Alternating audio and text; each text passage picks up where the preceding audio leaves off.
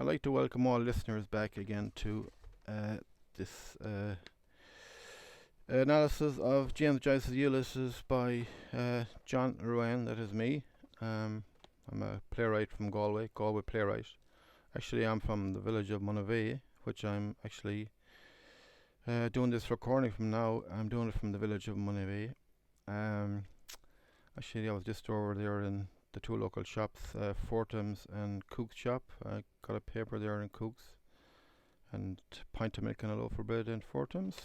Great to see all my neighbours, as they say. Well, back anyways to Ulysses here. Now, this is the last section of the second installment. It's 1, 2, 3 and a bit pages. Now these 3 pages, I figure they're definitely going to take an hour because these 3 pages are very extremely intense. I've read them a good few times. They are absolutely, yes, I think they are quite complicated, but here goes anyway. I want to go back on the last paragraph, or on the last in section. It's shouldering their bags, they trudged the red Egyptians. I know I've done this before. I just want to go over it again. Shouldering their bags, they trudged the red Egyptians. This is the man and woman coming out after picking these shellfish things, right? And they remind Stephen of Dallas, they look like kind of red Egyptians coming out, marching kind of. His blue feet, that's the man, out of turned up trousers. These trousers are turned up, doesn't want, to get his feet to get, or his trousers to get wet and so on. Now, this is very important here. Slapped the clammy sands. Now, that's great imagery from Joyce there again. Visualize his wet feet slapping on the clammy sand. That's now next line, or next, yeah. A dull brick muffler strangling his unshaven neck. Not quite sure what that means. With women's steps, she followed the ruffian, meaning the woman following the man. She referred to him as the ruffian, and he's strolling mort. It's possibly the dog, I think. Spiles strung at her back, the shells and so on. Loose sand and shell grit crushed her bare feet. Underneath her feet. About her wind raw face, her hair trailed. Behind her lord, her helpmate. I know I went over this, but I just want to keep going here. Behind her lord, her helpmate, Bing awash to Romeville. Now when night hides her body's flaws, calling on her brown shawl from an archway where dogs are mired. So I would think she's a lady of the night, a prostitute, I would say. And that kind of would make sense there. When night hides her body's flaws, calling on her brown shawl from an archway. Visualize that at night where dogs are mired, a kind of a seedy part of town, I would say. Her fancy man, probably this man she's with, pimp, kind of. Her fancy man is treating 2 Royal Dubliners, who could be kind of policemen of the day, in O'Loughlin's. I say that's a pub of Black Pits. Buzz her. Now, buzz her. What do you mean by buzz her? Buzz her, I think, means bzz, I have a customer, like he says, bzz, come here. That's what he'd say when I have customers, come here. He'd buzz her, bzz, visualize that at night. Weapon rogues wom lingo. Kind of, it's not really sure exactly what that means, but the lingo is kind of the lingo of the night there. For oh my dimple, a dimber wepping dell, a she friend's whiteness under her rancid rags. Yeah, that would kind of describe her. Funbally's laying that night, the tank yard smells. Stephen is thinking Funbally's laying that night, the tank yard smells. Now, so I would say obviously Stephen the Dallas was down there in this, looking for a woman of the night, I would say. And then we have a verse here of a song. White the fambles, red again, and the quarren's dainty is. Couch a hoghead with me then in the dark man's clipping kiss. That's just a song, that's all really. Next line. Morose delectation, like gloomy delight, that means, I think. Aquinas Tumbeli calls this. Aquinas Tumbeli was somebody, probably a writer at the time, or something along them lines. Now, next line. Unfallen Adam rode and not rutted. Call away, let him. Thy quarren's dainty is language no writ words than his. Monk words, merry beads, jabber on their girdles, rogue words, tough nuggets, patter in their pockets. Sometimes reading Ulysses, it reminds you it's like written in a code language, and this is this is a good example of Joyce's code here. I want to go back and read that again. Morus delectation, Aquinas calls this. We think we covered that. Unfallen Adam rode and not rutted. Unfallen Adam. Adam and Eve. Think of Adam and Eve. They say Eve fell. Adam unfallen. It was Eve fell before Adam. Kind of. That's, I think, what he's referring to there. Unfallen Adam. It wasn't Adam that ate the apple. It was Eve. So unfallen Adam rode and not rutted. I think what Joyce is referring to here is Adam making love to Eve. Crude word used there, rode, which it means in Ireland they use that word for making love, rode, and not rutted. Rutted, I'm not sure what that. Well, I kind of know what it is, but I want to move on. Call away, let him. Thy call away, let him. During the act of making love, call away, let him. Like, think about Adam and Eve. There were the only two people on the earth at that time. So call away, let him. Not call away. There's nobody to hear him anyway. Thy quarren's dainty is. Now, the reason he's probably behind this thing here, because this song that he just sung kind of would bring in Adam and Eve somehow, I think, because he mentioned this line again. Thy quarren's dainty is, which is, we just read there again. So if you had that song or poem or whatever it is in front of you, you'd realize why he's talking about Adam and Eve, Adam, as such, I think. Call away, let him. During the act of making love, he can call away, nobody's going to hear him anyways. Language no whit words than his. Language no bit words. Well, what he's kind of saying, what language did they use there, then Adam and Eve? Because monk words, they use monk words. Kind of referring to monks wouldn't speak many words. And, if you think about Adam and Eve at that time, as I said, what language did they use? Monk words, he's more or less saying, merry beads, jabber on their girdles. And that's what they were wearing, on their girdles, like something just more than fig leaves, kind of merry beads, jabber on their girdles. Rogue words, tough nuggets patter in their pockets, which I think that would refer to stones, Now, next line. I may have not got that all completely, but that's the gist of what I think is going on there. And actually, in this whole analysis, I'm not going to catch everything, sitting here. It's kind of a general gist, given enough time, and you would catch, almost everything, I think, So next line, anyways, passing now.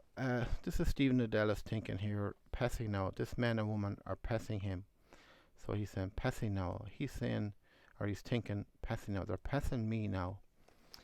A side eye at my Hamlet hat. If I were suddenly naked here as I sit, I am not. Across the sands of all the world, followed by the sun's flaming sword, to the west, trekking to evening lands.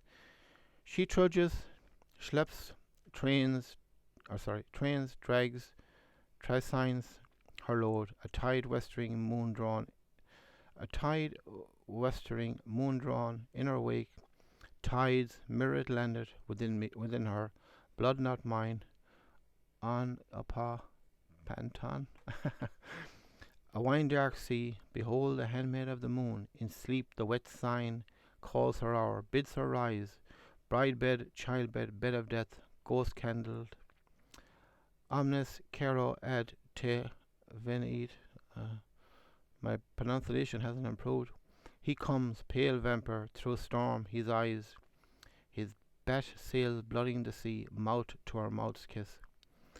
Now, that long paragraph there now, if you don't fully understand that paragraph, it seems like, it doesn't seem like a whole lot. But I'm going to attempt to explain what I think it's all about. And anyone that will read that, just say, oh yeah, what's the big deal?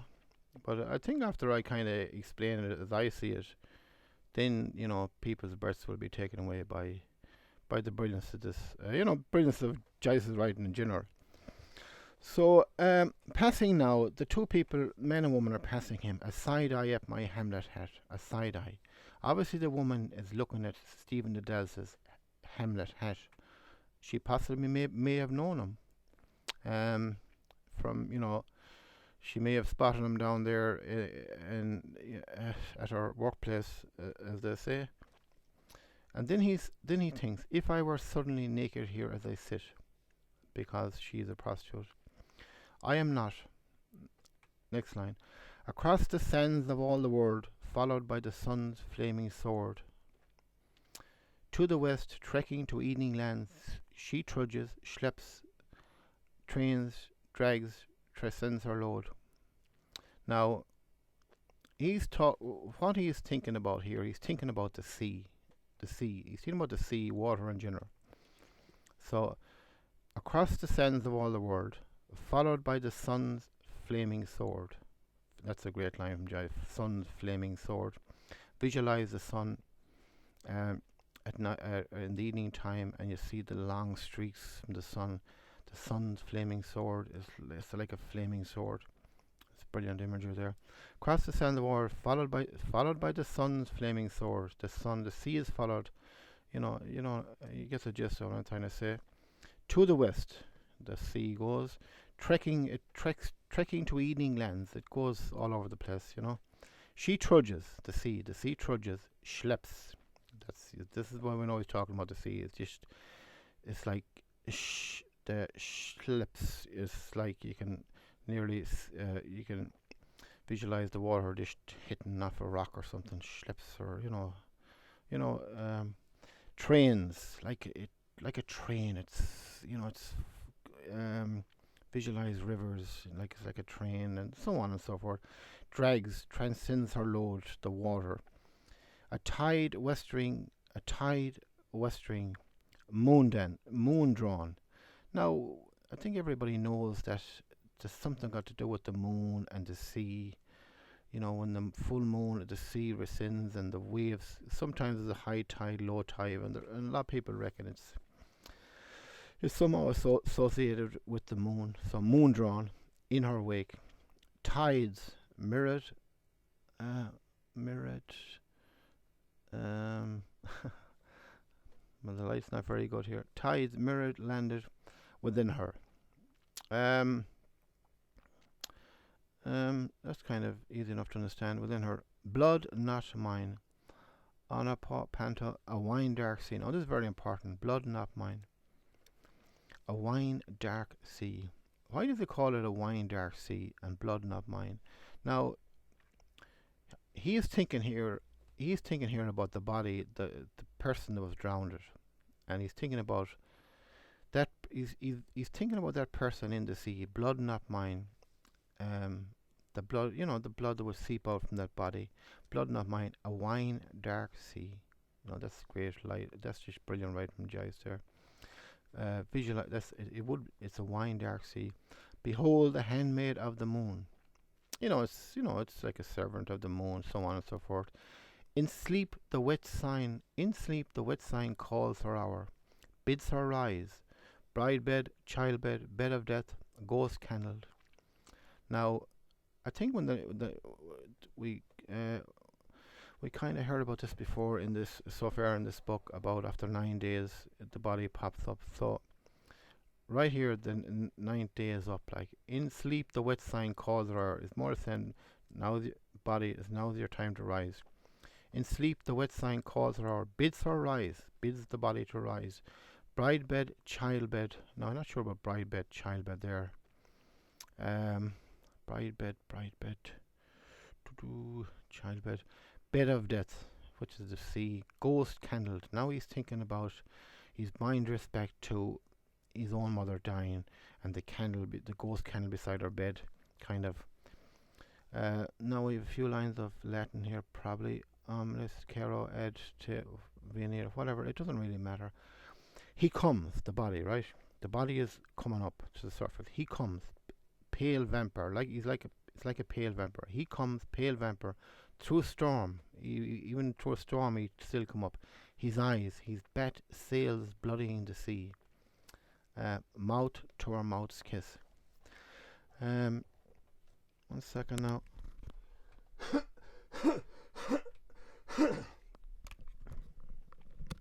I've actually learned to cough away from the microphone.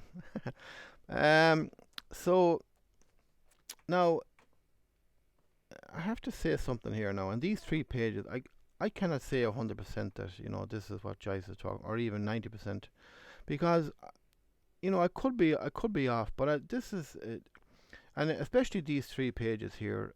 I'm still, there's a lot in these 3 pages that I haven't really figured out. A few lines here, and a lot of I won't say a lot of lines, but some lines that I haven't got a grasp of yet. But so I will have to say here now, these 3 pages, there's some things I'm definite, that I feel strongly, yes, this is what Joyce is talking about. But there's some paragraphs here now that I'll have to say I'm not 100% sure.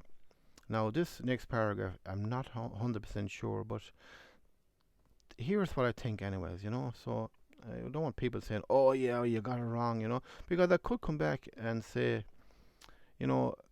reading, if I keep reading through this, oh, okay, I know it's different, and that's what I'm trying to say, really. So he comes, pale vampire, through storm, his eyes, his bat sails bloodying the sea, mouth to our mouth's kiss. Now, visualize the body is coming up, and mouth to our mouth's kiss. It comes up, mouth to our mouth's kiss. Mouth to our mouth's kiss. I would say, I'm thinking it's his mouth to our mouth's kiss, like the sea is just above the water. Mouth to our mouth's kiss. Now next line. Here, put a pin in that chap, will you? My tablets. Mouth to her kiss. No, must be two of him. Glue him well. Mouth to her mouth's kiss. Now here, put a pin in that chap, will you? Here, that means he's kind of saying to himself, I think. Here, put a pin. The thought he's having here about the mouth and the sea and so on, which I'm going to continue reading here. He's also saying in his mind, here, put a pin in that chap. Just stop thinking them thoughts. Them are crazy thoughts. Here, put a pin in that chap means, shut kind of shut your mouth. I'd be quiet. Don't be even thinking like that. Here, put a pin in that chap means close your mouth, kind of. And then you say, my tablets. Now, I don't understand what he means by my tablets. But anyways, mouth to her kiss. Now, mouth to her kiss to the sea after rising. No, must be 2 of him. Mouth to her kiss. No, must be 2 of him. Glue him well, mouth to her mouth's kiss. Now, it's not as simple as like a man and a woman just kissing and so on and so forth. Mouth to her kiss, no. Which you could probably see a man and a woman kissing as well. So on and so forth. This could come into his thoughts here too, but I'm not inclined to think that. Mouth to her kiss, no, must be 2 of it. Glue him well. Mouth to her mouth's kiss. His next line, his lips lipped and mouthed fleshless lips of air. Now visualize this body is after coming to the surface. His lips lipped and mouthed fleshless lips of air. So just imagine his body has bobbed up and it mouthed fleshless lips of air. Mouth to a wound. Mouth to a wound, which could be his lips lipped and mouth of flesh at lips of air. Like bobbing up and now he's mouth and air. Mouth to a wound. Mouth to a wound, meaning the sea. When he drowned it, kind of. When the body bobs down, mouth to a wound. All wombing tomb. All wombing tomb, meaning the sea was his tomb. That's where he died. His mouth molded, issuing breath. That could refer to the sea, just like going all around him and molding him, issuing breath. Unspeeched. Oh, oh, he hit you. Oh, he, whatever. I don't know how do you pronounce a word that is not a word. Oh, he roar of cataract planets. I gotta look up something here now. 1 second. Bear with me. No, I gotta keep talking. I suppose. But yeah, large wolf. Okay. Sorry. Mouth to. Where are we? Tall. His mouth moulish unspeeched. Roar of cataract planets. Globed, blazing, roaring. Away. Let me just read that again. His lips lipped and mouthed fleshes, lips of air, mouth to a wound. All wombing tomb. That was definitely the sea, I think, without a doubt. His mouth molded issuing breath. Yeah, that would refer to the sea all having like molded him. Unspeeched, roar of cataract planets, globed, blazing, roaring, away. Like the sea could be taking him away, like when he drowned it, first of all. Bank, next line. Bank, the banknotes, blast him, all DC's letter here. Thanking you for hospitality, tear the blank end off. Turning his back to the sun, he bent over fair to a table of rock and scribbled notes. That's twice I forgot to take slips from the library counter. Now, you see right here now he's come out of his thoughts again. Paper. Now he's thinking about paper. He's thinking about DC and the letter is going to get printed in the paper. He thinks, paper, the banknotes, the money he got paid in the school, blast him. All DC's letter. Yes, remember the meeting with DC and the letter? Here, now he's found the letter. Thanking you for hospitality, tear the blank end off. Now he's referring to the letter, thanking you for probably the last line of the letter, thanking you for hospitality, tear the blank end off. Turning his back to the sun, he bent over fair to a table of rock and scribbled words. That's twice I forgot to take slips from the library counter. Now, he turned his back to the sun. He bent over fair to a table of rock. A rock that's just like table high. It looks like a table. That's all. Turning his back to the sun, he bent over fair to a table of rock and scribbled words.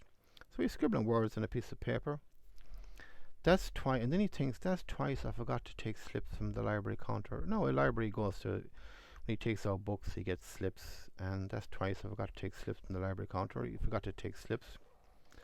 Next line. His shadow lay over the rocks as he bent, ending. His shadow lay over the rocks as he bent, ending. Why not endless? Why not endless till the farthest star? His shadow lay over the rocks as he bent, ending. Why not endless till the farthest star? Darkly they are there behind this light, darkness, shining in the brightness, delta of Cassiopeia words. Me sits there with his Argos rod of ash and borrowed sandals, by day beside a livid sea, unbeheld, in violet night walking beneath a rain of uncaught stars. I throw this endless shadow from me, manship, ineluctably, call it back endless. Will it be mine, form of my form, who watches me here, whoever, anywhere will read these written words, signs on a white field, somewhere to someone in your flutiest voice, the good bishop the good bishop of Clyne took the veil of the temple out of his shovel hat, veil of space where coloured emblems hatched on his field, whole heart, coloured on a flat, yes, that's right, flat I see, then think distance, near, far, flat I see, east, back, see now. So I want to go over that again. His shadow lay over the rocks as he bent ending. Now here I am not 100%. I'm not sure about this, but this is what I think may be going on here now. His shadow lay over the rocks as he bent ending. As he bent ending.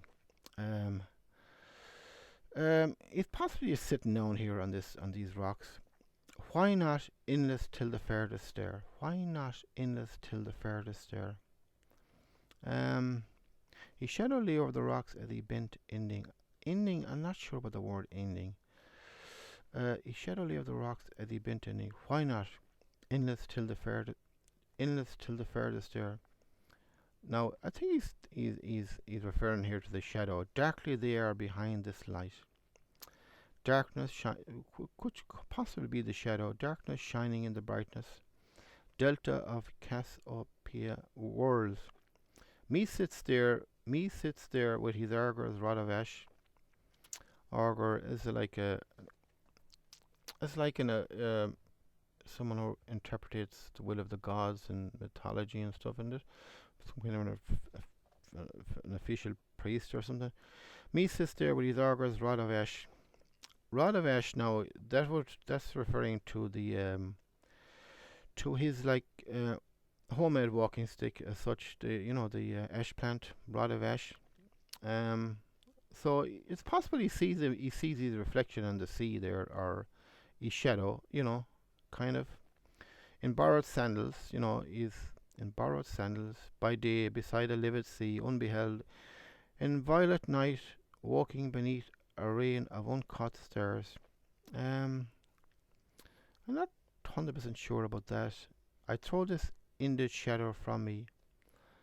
Men shape ineluctably, call it back, endless, will it be mine, form of my form. Who watches me here, whoever, anywhere will read these written words. Let me go. His shadow lay over the rocks as he bent in. Why not endless till the farthest stare. Darkly they are there behind the slight. I'd say possibly the shadow. Darkness shining in the brightness. Delta of whatever that is. Whereas me sits there with his Arger's rod of ash in borrowed sandals. By day beside a livid sea, unbeheld in violet night, walking beneath a ray of uncaught stars. I throw this ended shadow from me. Manshape, absolutely. Ineluctably, call it back, endless. Will it be mine? Form of my forms. Form of my form, yes. Who watches me here, whoever, anywhere will read these written words. The words he's writing in this piece of paper, whoever, anywhere will read these written words. Signs on a white field. Signs are the words on a white field. The white field is the page. Somewhere to someone in your flutiest voice. Somewhere. People in general are writing to someone somewhere. They're writing to someone somewhere in their flutiest voice. Flutiest voice is nicest voice. In their nicest, they're trying to be politest voice. The good bishop of Clyne took the veil of the temple out of his shovel hat, veil of space with coloured emblems hatched on its field, whole heart, coloured on a flat. Yes, that's right, flat I see, then think distance, near, far, flat I see, east, back, see now, falls back suddenly, frozen in a stereoscope, click does the trick, you find my words dark. Darkness is in our souls. Do you not think? 1 second. Now, I have to go back and start this paragraph again because this is what I think that could be going on here. And I don't want to sound vulgar here, but Ulysses is definitely not for the faint-hearted, as they say. Um, his shadow lay over the rocks as he bent ending. Um, why not endless till the farthest star? Now I think he's about to get involved in the art of uh, masturbation. There's no either way of saying it. Like playing with himself, as they say, it would be a milder way of saying this. His shadow lay over the rocks as he bent in. Why not? Why not? He's thinking, why not? Yes, I'm going to do it right here and now. Why not endless till the farthest star? Why not endless till the farthest star? Could be talking about the shadow there. Darkly they are there, behind this light, darkness shining in the brightness. Delta. Me sits there with his argos relevation. Now he's thinking about all this as he's doing what he's doing, I think. In violet night, walking beneath a rain of incaused there. I told this in the shadow from me, and he's still at what he's at, as they say. Menshep, call it back, endless, would it be mine, form of my forms, who watches me here? Whoever in will read these written words, sign on a white field, summer to summer in your fruit, the good bishop. He's thinking all these thoughts as he's doing what he's doing. The good bishop of Clyne. The good bishop of Clyne took the veil of the temple out of his shovel hat. This is probably a bishop. I'm not sure. I know some priests and bishops wear hats, and this is something like a flat hat. Joyce is saying more or less it's like a shovel hat. It looks like a shovel. The bottom of a shovel, and I think they used to wear. There's some branch of the Catholic Church at that time. I think they had hats, and they were like very flat. And yes, they would remind you of a shovel, I think. Joyce is poking a bit of fun here again. The good bishop of Clyne took the veil out of the temple, which would be just a veil, like a woman's veil. And Joyce is throwing the veil of the temple. It would be like a woman's veil out of his shovel hat. It was up in his hat. Veil of space with coloured emblems hatched on its field. It was just an ordinary woman's veil with colour. It was like coloured emblems hatched on its field. Joyce says hatched on its field. Visualize like a woman's veil, and you know the little indentations on the veil, and they were coloured. That's all that means, I think. Veil of space with coloured emblems hatched on its field. Hatched on its field. That's all that means. It's just like a veil, a woman's veil, with all these little things on it, patched on his feet. Now, here is why I think he's at what he's at here, as they say. Hold hard. He's still up to, he's kind of playing with himself, as they say. Hold hard. So, right here, hold hard. So, I think he grips something tight here. Hold hard. Coloured on a flat. Now he's still thinking now, as he's doing what he's doing. Coloured on a flat. He's thinking about, yes, these things are coloured on this, flat surface. Yes, that's right. He's thinking, flat I see. And then he's looking, I think, out in the sea. Flat I see. Yeah, the sea is flat. Then thinks suddenly, near. He's thinking about near, fair, flat I see. East. He's looking to the east. Back. See now. See now. Falls back suddenly. So as he's doing this, falls back suddenly. He possibly loses momentum. See now, falls back suddenly. He may have lost momentum right here. Frozen in stereoscope. Click does the trick. So he possibly started doing it faster. Click does the trick. You find my word dark. Darkness is in our souls. Do you not think flutier? This is another hint that I think this is what he's at. Because flutier, another name for a men's thing down there, they call it a flute. And Joyce is thrown in this here. SC now falls back suddenly. He lost a minute, frozen in a stereoscope. Click does the trick. He's done it, starts to do it faster. You find my words dark. Darkness is in our souls, because he thinks this is a sin, and so on. Do you not think flutier?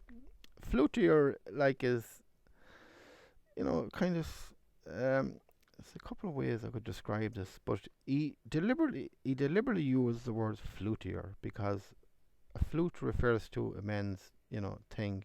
A flutier. Our souls, shame wounded by our sins, cling to us yet more.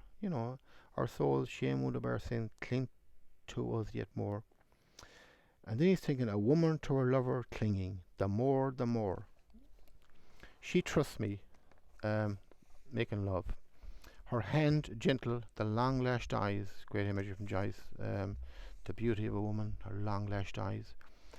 Now where the blue hell am I bringing her beyond the veil? Now where the blue hell am I bringing her? Now where the blue hell am I bringing her beyond the veil?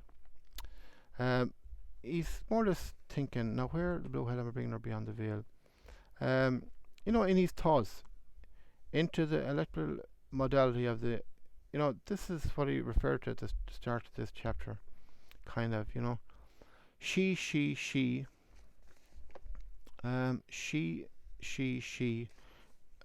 what she, the virgin at Hodges Figs window on Monday, looking in for one of the alphabet books you were going to write.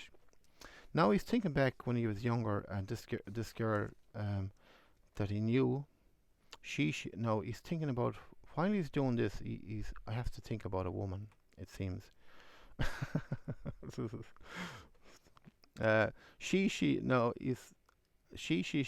she, the virgin at Hodges Figs window on Monday, looking in for one of the alphabet books. Remember when he's younger, these alphabet books he's going to write, with the initials for titles. You're going to write, keen glance you gave her, wrist through the braided jess of her sunshade. I'm not sure about wrist through the braided jess of her sunshade. Sunshade, could refer to her hair over her eyes. She lives, now this girl he's thinking about, she lives in Leeson Park. That's where she lives at the moment, with a grief and kickshaws. I'm not sure about that. She's a lady of letters. She's kind of well-to-do. Let's say, it's an Irish term here, she's a lady of letters, meaning she's well-to-do. Talk that she should talk that to some else. She speaks with her.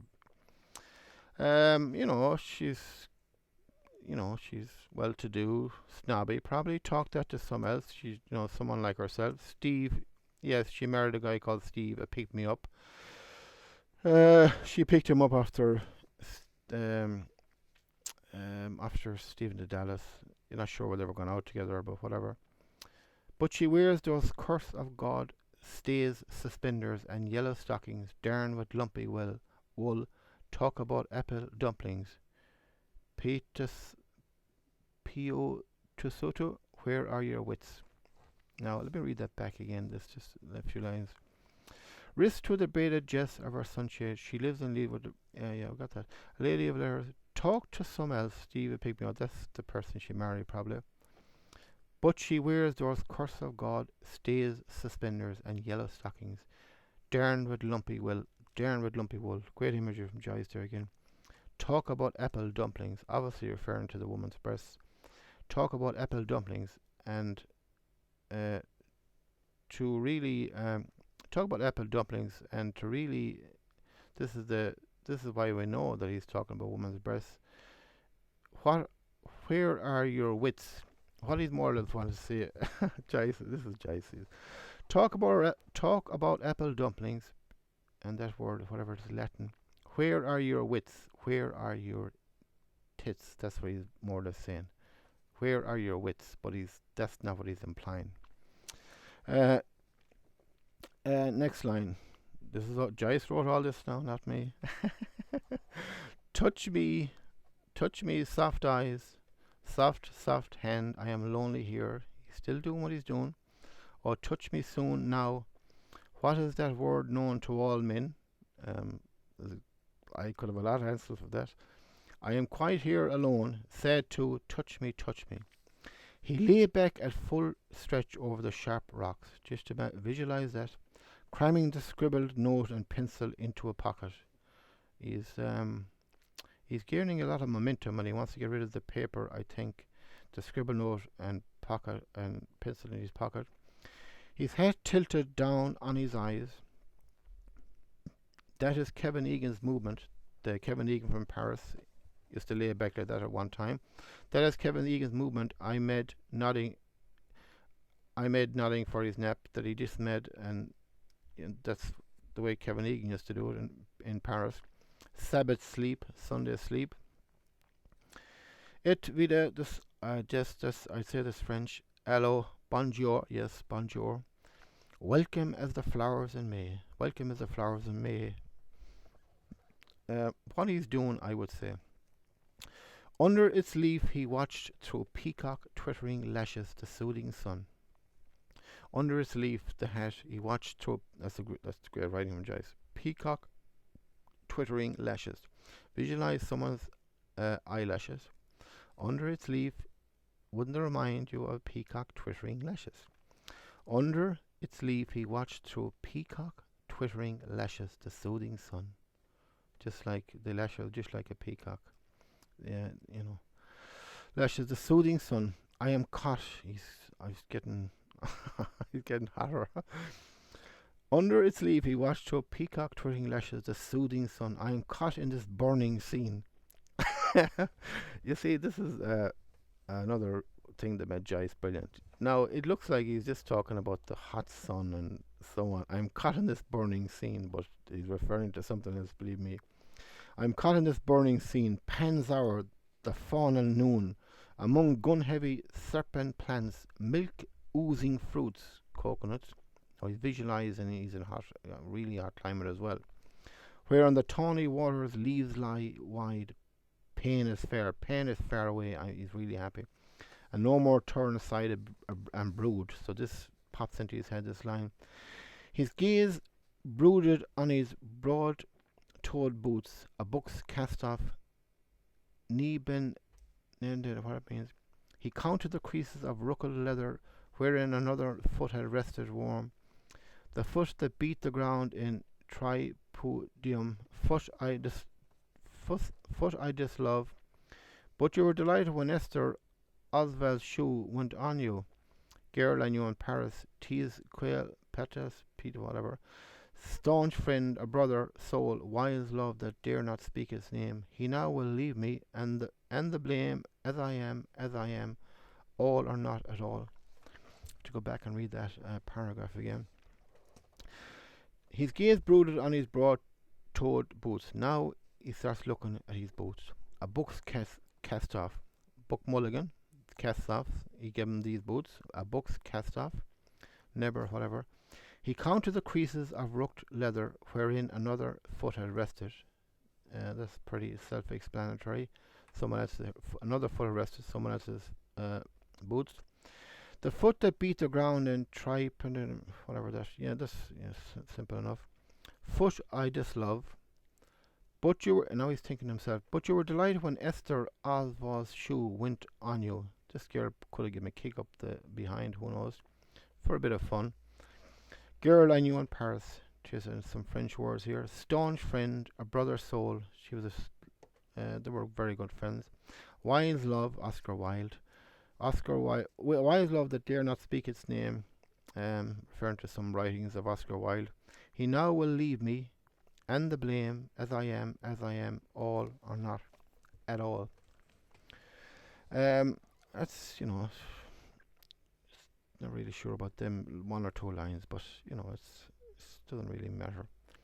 Now, in long lassos from the Cock Lake, the water flowed full. Now, this is another hint Joyce has given us here, a major hint here that this is what is happening here.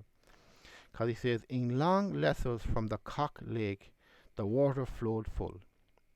Now, why is this lake called the Cock Lake?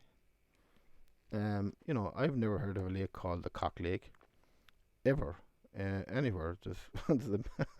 It's the last name you'd ever put on a lake, but Joyce says, in long lassos from the Cock Lake, the water flowed full.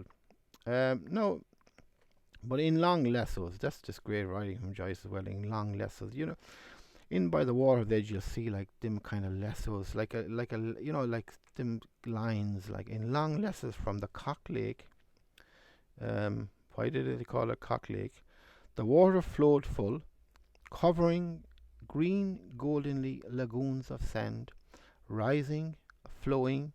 My ash plant will float away. His ash plant, his walking stick ash plant, is is is is in the water now, and he's thinking, will it flow away? But it probably won't.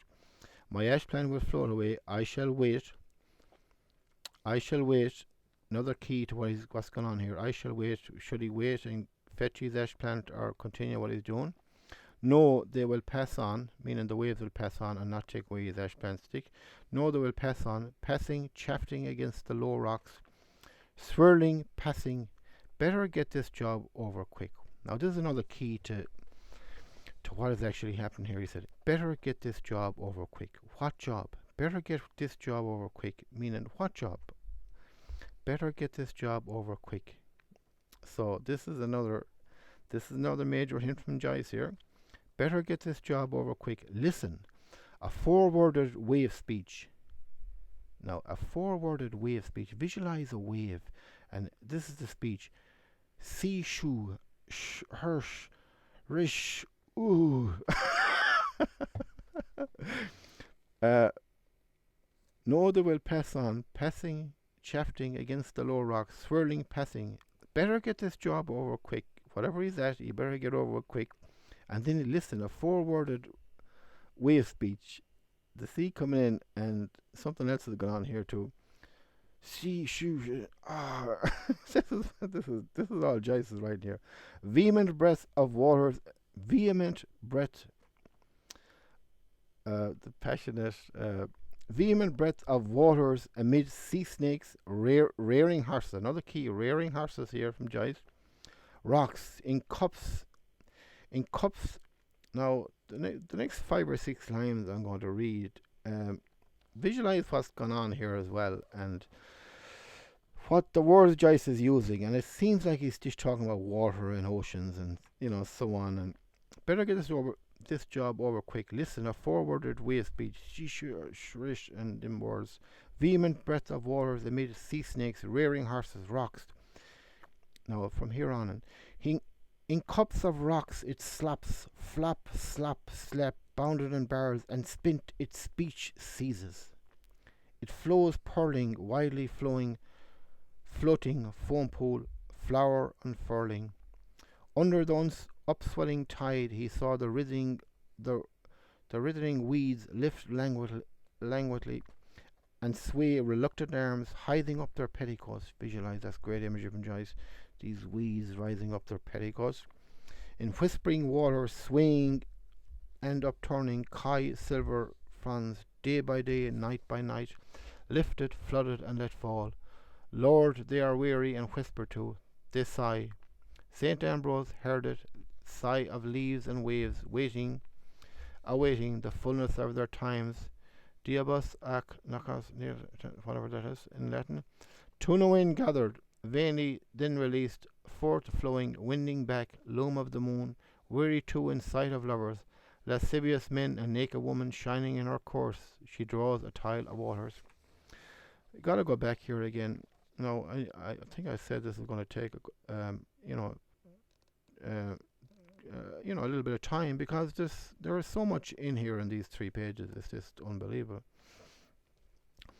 So he's described what he's at there, and it looks like he's talking about water and waves coming in, and in cups of rocks it slaps, flaps, slaps, slap, bounded in bars, and spint its speech seizes. Now, when people read that on their own, and they'll get an idea, it's a lot better when you actually read on your own, and this is what Joyce. It's not what you see; it's what you don't see a lot of the time. And what is he really talking about? That's what he's really, really talking about here. So what he was at is over, but now, day by day, under the upswelling tide, he saw writhing weeds lift languidly and sway reluctant arms. Just imagine the arms, swaying, hiding up their petticoats in whispering water, swaying and upturning, kai silver fronds. Great imagery. Day by day, night by night. Lifted, flooded, and let fall. Lord, they are weary. Now I think he's thinking about the water in general. Lord, they are weary, and whisper too. they sigh. Saint Ambrose heard it, sigh of leaves and waves, waiting, awaiting the fullness of their times. And now we've, I think it's Latin, Diabus ac noc Diabus. I want to give listeners a bit of a laugh because listen to me trying to pronounce Latin. Patience in whatever. Two no in gathered, veiny then released, forth flowing, winding back, loom of the moon. It's the water, the moon again. Now he's thinking weary too in sight of lovers. He's thinking water must be weary too in sight of lovers because water, he's just thinking about water. If water could think, yes, it would be weary too in sight of lovers. Lascivious men, a naked woman shining in her course, she draws a tile of waters. A naked woman, a tile of waters. And James Joyce. Next line. 5 fathoms out there, full fathom 5, thy father lies. At one he said, found, drowned. High water at Dublin Bay, driving before it a loose drift of rubble, fan shoals of fishes, silly shells, a corpse rising salt white from the undertow, bobbing landward, apace, a porpoise. There he is, hook it quick, sunk through he be, beneath the watery floor, we have him, easy now. So just reading that paragraph again. Depth, he's talking about the depths of the ocean. 5 fathoms out there, full fathom 5, thy father lies. See the way Joyce put all them words together for a bit of fun. Bit of humour. Full fathom 5, thy father flies. At one he said, found drowned. You see the like a found drowned. He was found drowned, a bit of humour there. High water at Dublin Bay, driving before it, the sea driving before it a loose drift of rubble, fan shoals of fishes, silly shells, a corpse rising salt. This is the body that has drowned. A corpse rising salt white from the underbow, bobbing landward, apace, a porpoise. There he is. It's like when somebody sees the body. Oh, there's the body. There he is. Hook it quick. Let's hook that body quick. Sunk through he beneath the watery floor. Great writing, guys. We have him. They have cut the body. Easy now. Next line. Bag of corpse gas sopping in foul brine. A quiver of minnows. Fat of a spongy titbit flashed through the slits of his buttoned trouser fly. God becomes man, becomes fish, becomes barnacle goose, becomes featherbed mountain.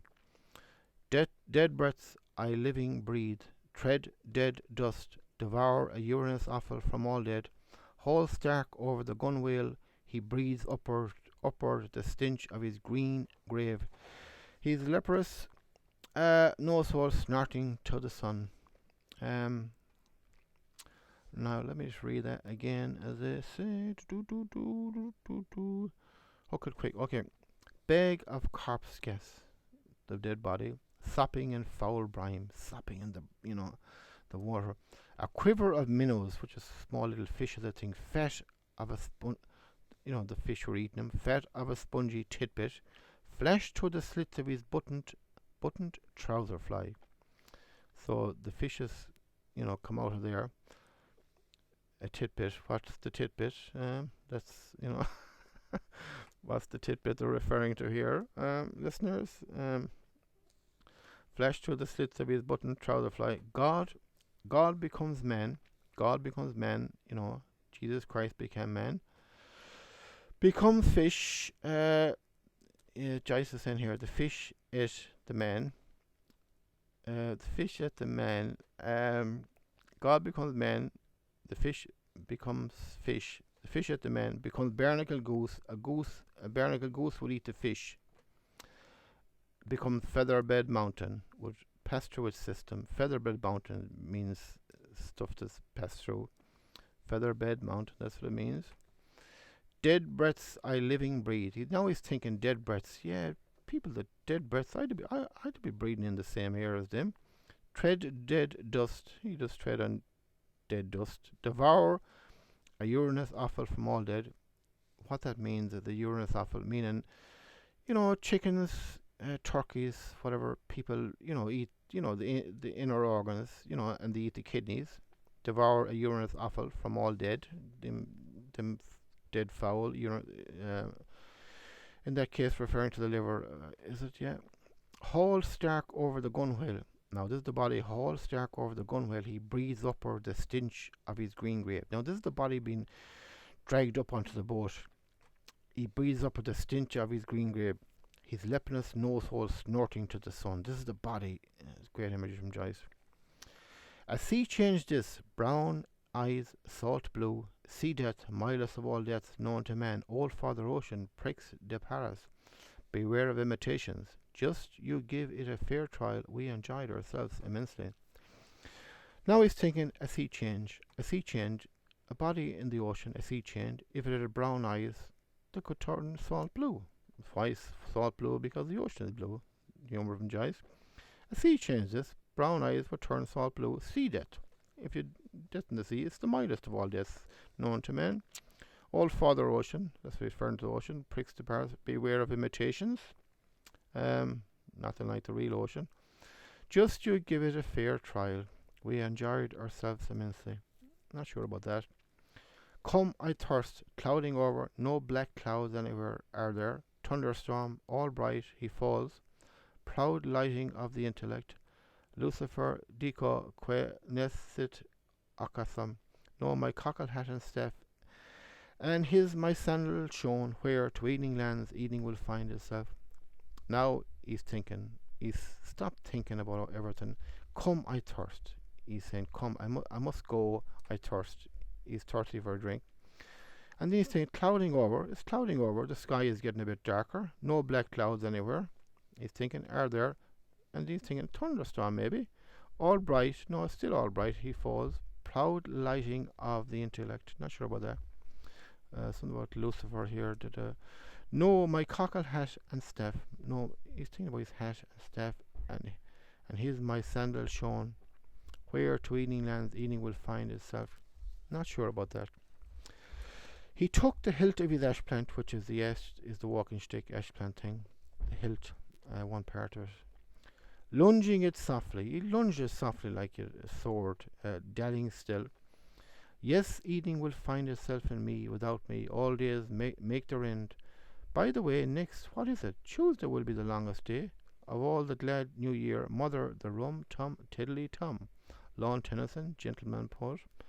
Gia for the old hag with the yellow teeth, and Monsignor Drummond, gentleman journalist. Gia, my teeth are very bad. Why, I wonder. Feel that one is going to. Shells. I ought to go to a dentist. I wonder.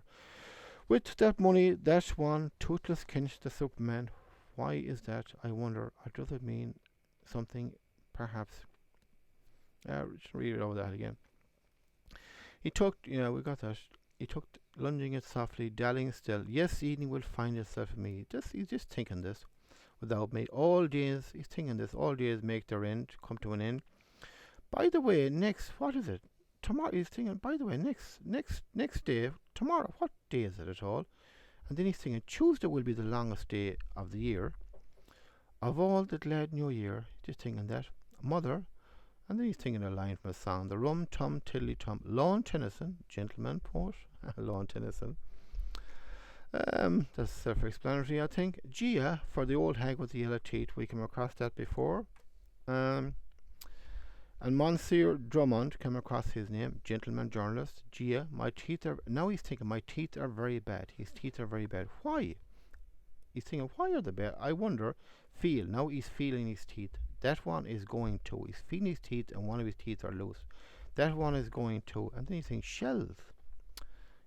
He may be thinking the teeth remind you of shells, or he's moved his foot and the shells under his feet.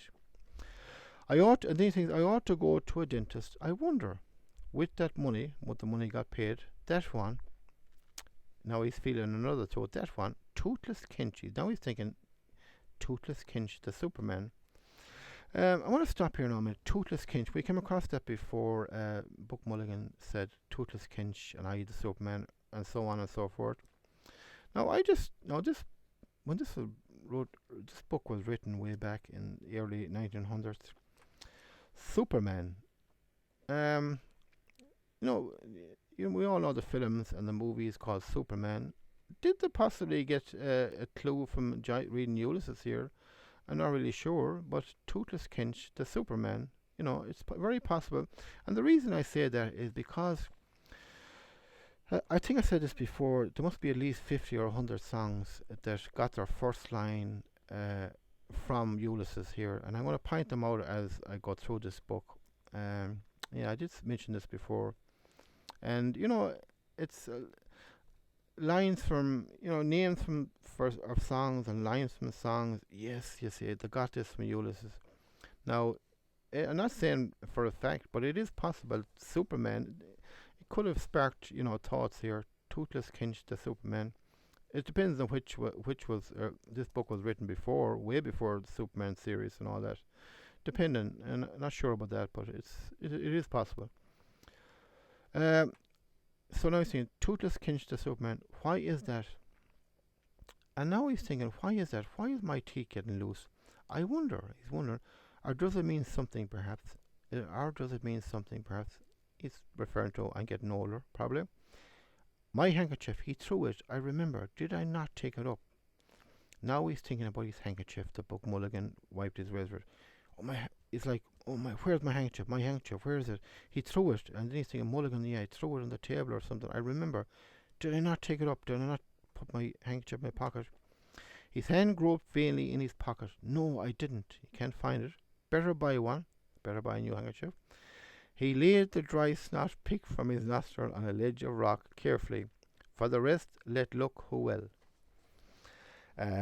Now, Joyce had just thrown this. He has thrown this in front of the reader. This extremely visual line here. And no doubt when Joyce wrote that, he was roaring laughing. He laid the dry snot picked from his nostril on a ledge of rock. Great imagery from Joyce. Carefully. For the rest, let look who will. Now that seems not to make sense. For the rest, let look who will. But I think what Joyce is for the rest, let look who will. It just doesn't make sense. But I think what he's really meaning, but he wants you to figure it out. For the rest, who will look, let them look. That's what I think he means. For the rest, who will look at that, let them. For the rest, let look who will. For the rest, who will look, let them. Behind, there is someone. Behind, now, Stephen Dallas is thinking, behind me there is someone. There's someone coming. Or behind me, there is someone. So he looks over his shoulder. Oh yeah, here it is. He turned his face over a shoulder. Rera regardant. I'm not sure about that word. Moving through the high spars of a tree master. Her sails brailed up on the cross trees, homing upstream, silently moving, a silent ship. Just 1 second now. Now, he turned his face over his shoulder. Rear regardant. I forgot to look up that word, exactly what it means. Moving through the high spars of a tree master. A tree master it's a sailing ship with three masts. I think tree master, a sailing ship, with three masts. Moving through the high spars of a tree master, her sails brailed up on the cross trees. Just visualize where the sails are in a sailing ship. Wouldn't it remind you of cross trees? Is the big tree sticking up and the one going across? Moving through the high spars of a tree master, her sails brailed up on the cross trees. They remind you of cross trees, yes they would. Homing upstream, silently moving, a silent ship. That's just great writing from Joyce. All over.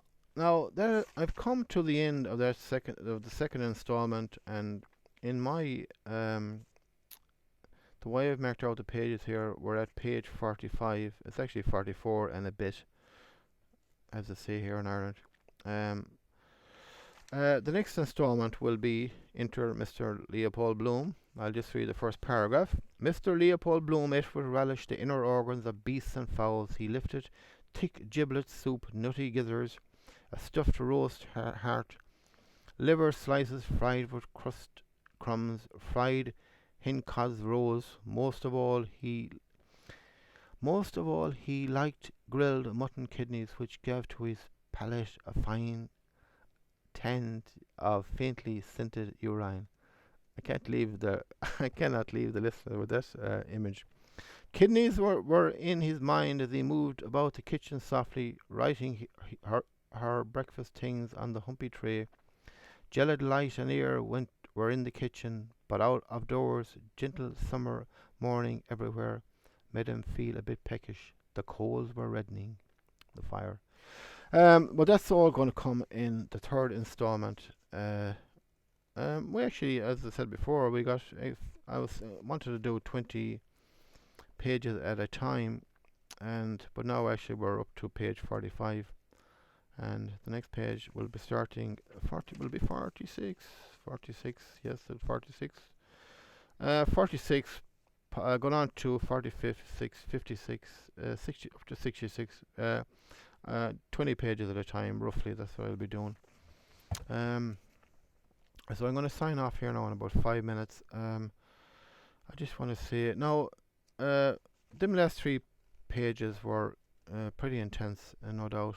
Now there's still a few 1 or 2 paragraphs there that I'm going to keep reading over as I go through this book, and if I can add anything to it, I will. But that's the general gist of what I think is going on there. So just before I go, I would like to. My kids in the background are jumping all over the place, but whatever. So I'd just like to give a plug to my book. The book is called 9 Stories from Evanon. I actually got a lot of emails here, people wondering about the name Evanon, and some people have even suggested that Evanon, Aevinon,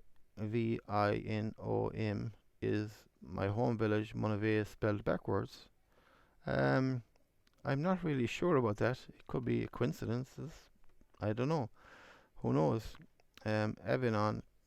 Some few people have actually sent me emails saying if you spell Evanon, it's Monivea spelled backwards. It's possible. Who knows? I don't know. I can't say now. But the name of the book is 9 Stories from Evanon. There should be a link here, and anyone that will purchase that book, I would really appreciate it. Because I really want to start staging my it's 9 stories from Evanon. It's actually 9 short stories, but as I said before, it's actually there are also 9 one-act plays, and I have 2 more one-act plays written. That's 11 one-act plays plus 2 full-length plays. So 2 full-length plays and 11 one-act plays. As I said before, 4 complete nights of theatre just waiting to be staged. I really want to get them staged because they are all stageable. One was staged in New York and went down very well. But I want to get going. So I would like to start off with my plays with 3 one-act plays that are ready to go.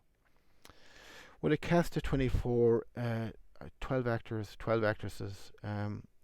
I have to make an appeal to any theatres out there. Sometimes, as Joyce has said in this book, sometimes people have got to take the bull by the horns and say, well, what the hell, what have we got to lose? I think these are 3 extremely entertaining plays, one-act plays. I'm just waiting for I'm waiting for theatres to I mean, I don't want to get into what I think about theatre in Ireland at the moment, but all I will say is we have some of the greatest actors and actresses in the world, and I do not think they're fulfilling their potential at all. I think there should be a lot more plays, and we should see their great work a lot more. And I have a lot of very good ideas to promote theatre in Ireland, and actually worldwide, in fact. But I just cannot get off the ground. I just cannot. I actually said before, I'm 12 years trying to get my play staged in Ireland. I made a mistake, and I apologise. It hasn't been 12 years. It's actually been close on 15 years since my play was staged in New York in the year 2000. It's been 15 years. I was trying to get my play staged, and it's been so frustrating. And I know these plays are very stageable, and I think they're extremely entertaining. Now, okay, some of the plays are controversial, and some of these plays challenge the status quo at the moment here in this country. Um, like one of my one I plays, for example, is it's called Job Corruption, and you don't have to be a rocket scientist to figure out what the main gist of this play is about. A lot of people don't like it, but that's the way I see it. Um, um, I got a lot of emails from America actually, and any theaters out there in America, just drop me an email. If you have a theater company, um, and you want to grab the bull by the horns, and you're not afraid to take the road that's untraveled, drop me an email, your name and address, and I would gladly send on these 3 one-act plays. And the reward for any theatre company is you can put 24 of your actors and actresses to work immediately. I mean, what more could you ask for? And any theatre company that's out there, send me an email, your name and address, and straight away you can start rehearsing with 24 of your company.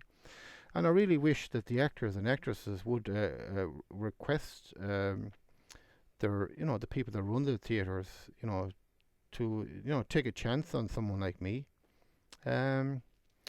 because it's, as I said, it's been nearly 15 years and I still can't get my play staged. But I do make an appeal to American theatre companies out there. If you want to stage, if you want to stage three extremely entertaining one-act plays, as I said, a cast of 24.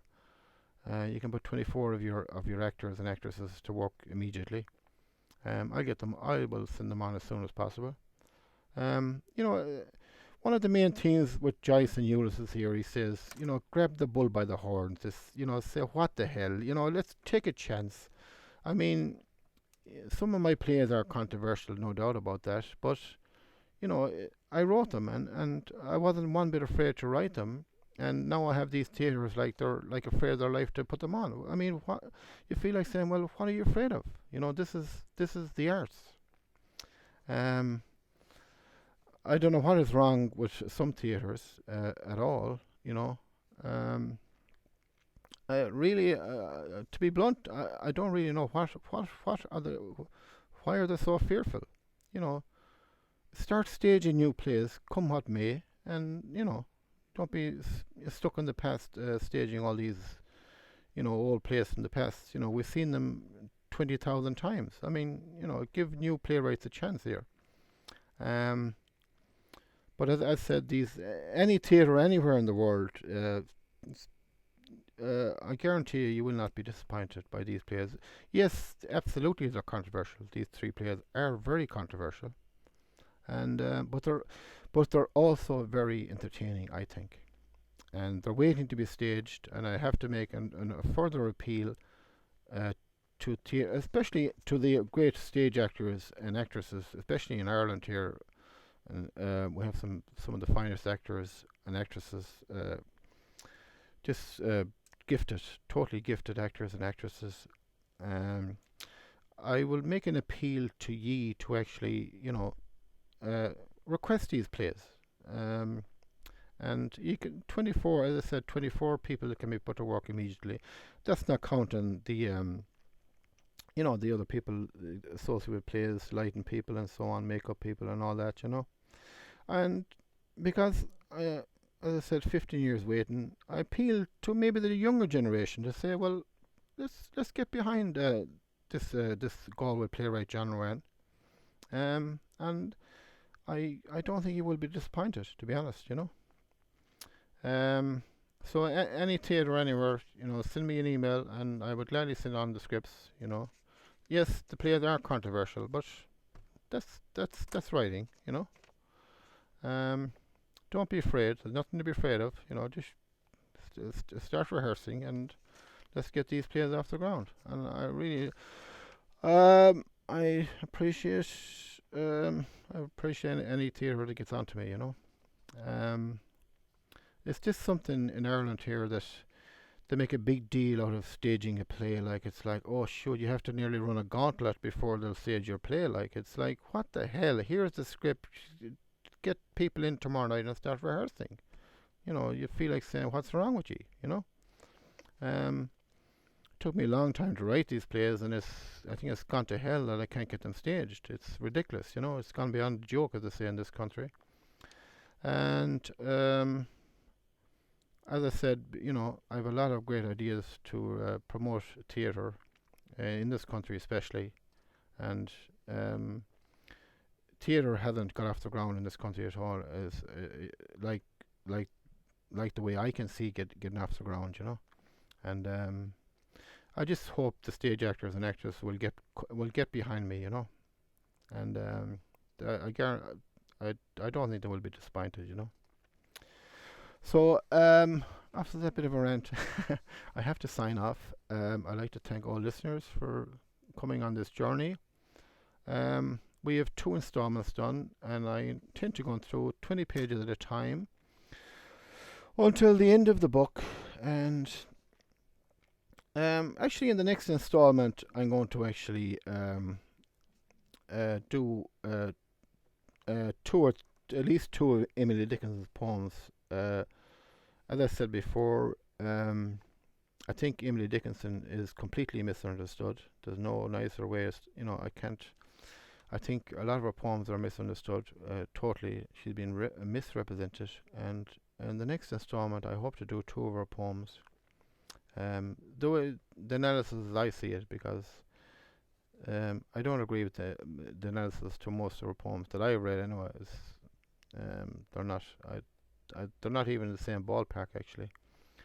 I'm going to do 2 of her poems in the next installment, and I would like to sign off now. I'm looking out the window here, and I see the lights are on in the village of Monavey, and I thank all listeners for coming on this journey. Until next time, which will probably happen in about 2 to 3 weeks. I thank you.